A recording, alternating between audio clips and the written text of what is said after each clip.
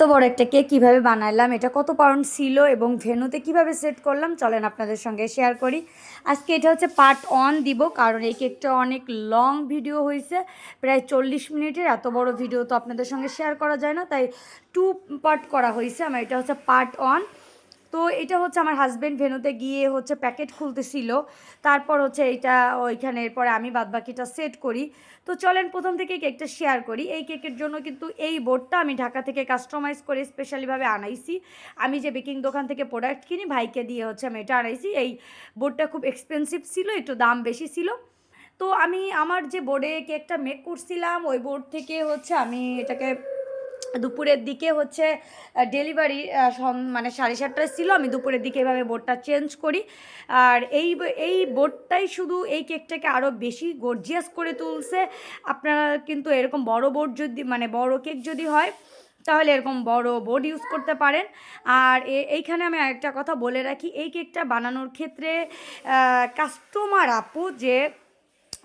আপু বলছিল, আপু টাকা নিয়ে কোনো চিন্তা করবেন না, যত টাকা লাগে আমি পেমেন্ট করব, শুধু আমার কেকটা ভালো হতে হবে।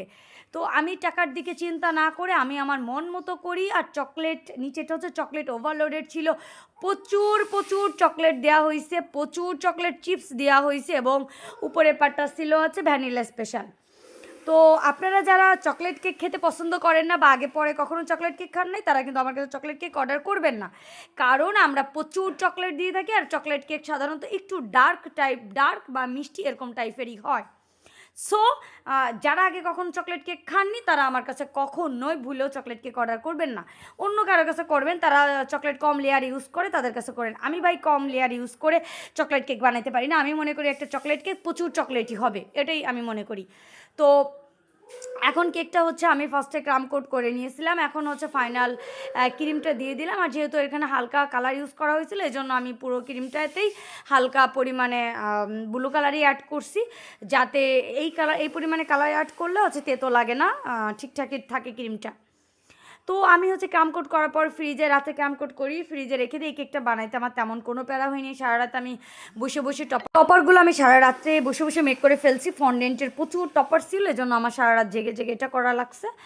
তো তারপর হচ্ছে আমার যেহেতু ফ্রিজে আমি করে মানে কালার মিক্স করে ফ্রিজে রাখছিলাম, এই জন্য ক্রিমটা একটু বেশি পরিমাণে একটু হার্ডি হয়ে গেছিলো, আমার ফিনিশিং করতে একটু টাফ হচ্ছিল।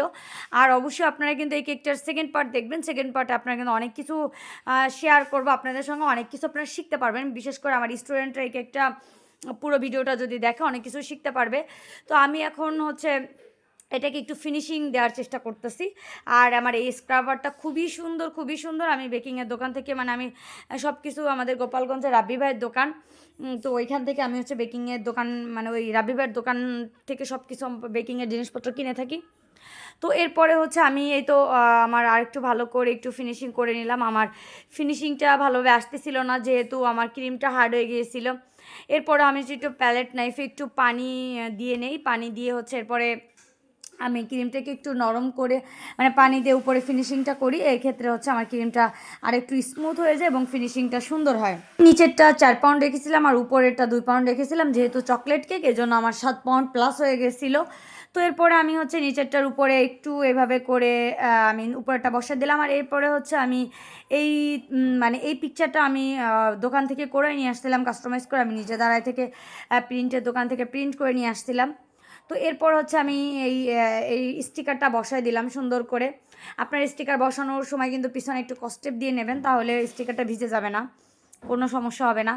তো তারপর আমি কাটিং সেটিং করে এইভাবে করে সুন্দর করে বসে নিলাম। আর অনেকে বলতে পারেন যে হাইজেনিক মেনটেন করে, ভাই আপনারা যখন বাসায় রান্নাবান্না করেন ঘরে, তখন কি মাস্ক, মানে গ্লাভস পরে কি রান্নাবান্না করেন? কখনোই না। আপনার মা বোনরা তো গ্লাভস পরে করে না, বা আপনারা করেন না। সো আপনারা নিশ্চয়ই হাতটা পরিষ্কার করে ধুয়ে নেন। আমরাও কিন্তু পরিষ্কার করে হাতটা ধুয়ে দেন হচ্ছে আমি কেকটা বানাচ্ছিলাম। এরপরে হচ্ছে আমি এখানে ফন্ডেন্ট টপারগুলো ইউজ করব, এই জন্য টপারটা একটু মেক করে মানে নিচ্ছিলাম। আমি ওই টপারগুলো বানায় রাখছিলাম। আর এখানে হচ্ছে আমি যেহেতু ড্রেস বানাবো, এই জন্য আর কি ফন্ডেন্ট দিয়ে এটা একটু বেলে নিচ্ছিলাম। আর এটাও অনেক সময় লাগছিল। আমি সেকেন্ড পার্টে আপনাদের সব কিছু এটা শেয়ার করে দিব, যে কীভাবে কী বানাইছি বা বসাইছি। আর একটা ভিডিও আছে, টোটাল দেখতে পারলে, যদি আপনারা দেখেন ধৈর্য ধরে, তাহলে কিন্তু আপনারা খুবই সুন্দরভাবে শিখে নিতে পারবেন। আর আমি এই পার্টে এটা দেখাইতে পারতেছি না যে কীভাবে বসাইলাম, এই পার্টে শুধু কাটিং সাটিংগুলো দেখানো হয়েছে, সেকেন্ড পার্টে হচ্ছে পুরোগুলো সব কিছু ডিটেলসে দেখানো হয়েছে। আর এখনও যারা আমার পেজে আপনারা ফলো দেন নাই এখন অবধি পেজে দ্রুত করে ফলো করে দিয়ে রাখেন, শেয়ার করে দিয়ে রাখেন আমার এই ভিডিওটা, তাহলে সেকেন্ড পার্ট দেখতে পারবেন এবং আপনারাও চাইলে কিন্তু এই কেকটা করতে পারেন। আর এই কেকের ছবি যখন আপুকে আমি সেন্ড করে, আপু খুশি হয়ে আমাকে মানে 500 টাকা নগদ একদম খুশি হয়ে আপু হচ্ছে বিকাশ করে দেয়। ছবি দেখার সঙ্গে সঙ্গে মানে ছবি ওনাকে সেন্ড করার মানে 1 মিনিটের মধ্যে দেখে আমার 500 টাকা আমার বিকাশে ঢুকে গেছে। তো আপু বলে যে আপু আমি খুশি হয়ে আপনাকে এটা দিয়েছি, তো আপনি এটা রিসিভ করেন। তো আসলে কিছু বলার নাই, আপু এর আগেও আরও বেশি টাকা দিছে। টোটাল আপু প্রায় এই কেকটার থেকে 1000 টাকা আমাকে বেশি পেমেন্ট করে।